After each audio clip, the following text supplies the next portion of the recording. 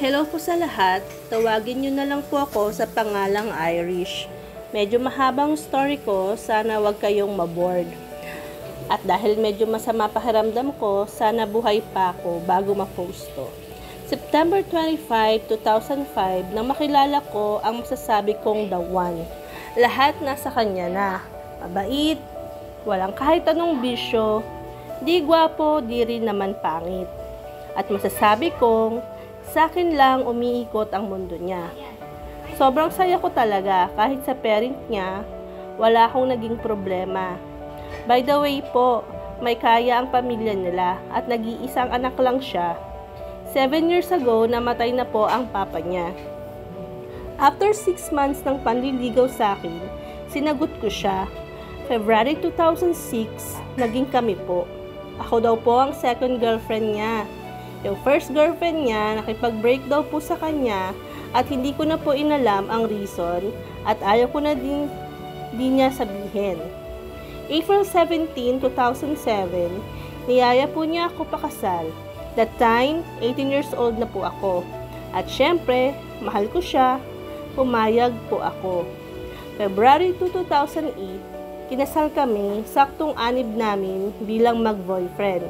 Sa maniwala at hindi po kayo, sa loob ng 2 years namin, walang ganap po sa amin. Hanggang kiss lang sa lips. Bumalik po tayo. At yun na nga po, first night ng gabi namin, nagkwentuhan lang po kami, wala pa ring ganap. Hanggang umabot po ng 1 week, 2 weeks, at months na nagtataka na po ako. Iniisip ko, baka bakla ang mister ko. Nahihiya akong mag-first move, lalo na't wala akong alam sa dot-dot. Hanggang sa napuno ako. Isang buong araw, hindi ko siya kinausap. Umabot ng gabi, wala talaga akong kibo.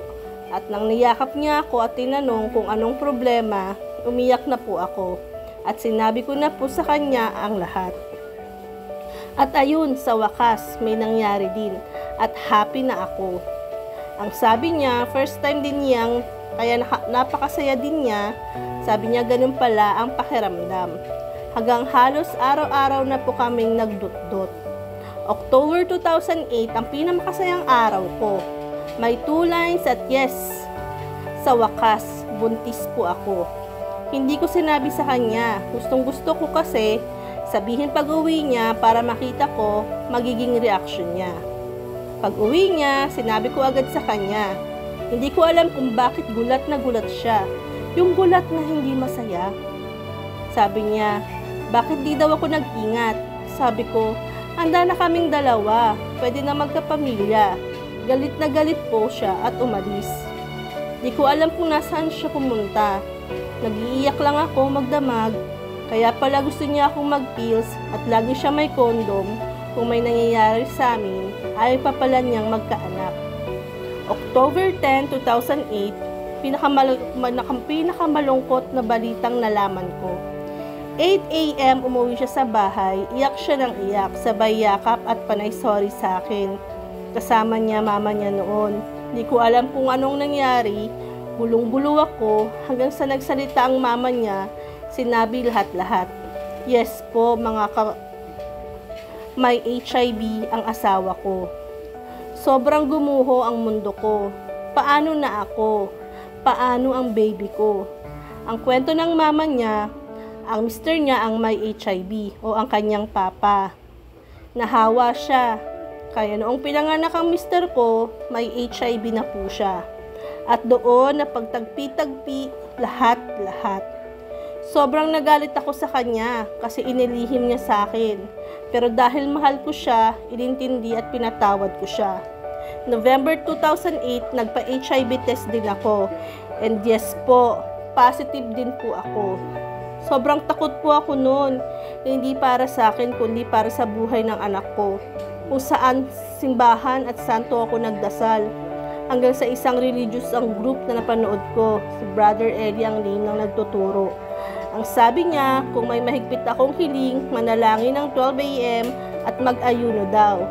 Since buntis ako, di ako nag-ayuno.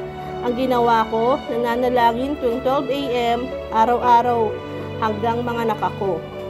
May 2009 nanganak po ako.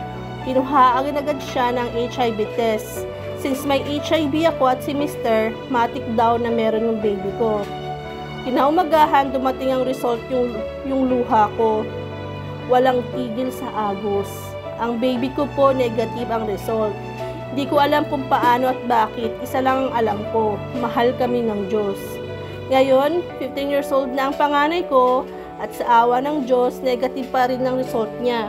Yearly ang check-up namin.